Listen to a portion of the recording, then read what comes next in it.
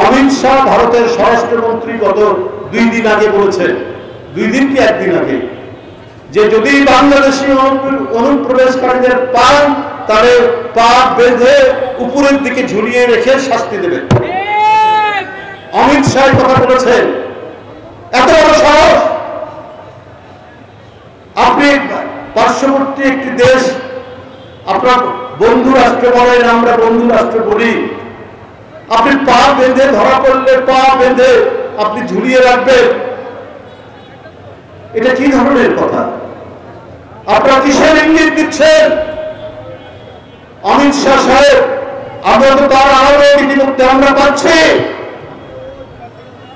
আমরা in terms of population আমরাও কিন্তু ছোট দেশ নয়, আমরা 18 কোটি জনগণের দেশ।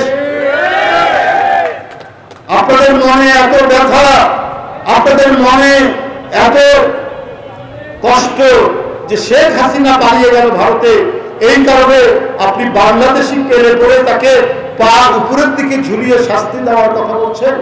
এই ভদ্রলোকই বেশ কয়েক বছর আগে, 2-3 বছর আগে বাংলাদেশি অনুপ্রবেশকারীদেরকে উল্পকার সাথে তুলনা করেছে।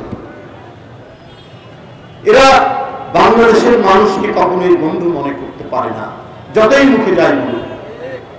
তারপরেও সামনে পুজোর সময় ইলিশ মাছ, আমরা ইলিশ, আমাদের দেশের ইলিশ মাছ আমরা বেশি দামে কিনি, যে পার্শ্ববর্তী দেশ ওরা ইলিশ মাছ এত ভালো সুন্দর সুস্বাদু ইলিশ মাছ অতটা পায় না।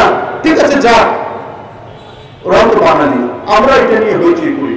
কিন্তু আপনারা যে ধরনের আমাদের প্রতি বিদ্বেষ পোষণ করছেন, বাংলাদেশের প্রতি আপনারা যে ধরনের হিংসা দেখাচ্ছেন, তখন তো আর আমাদের মনে হচ্ছে যে ইলিশ মাছ আপনাদেরকে না দেওয়াটাই উচিত।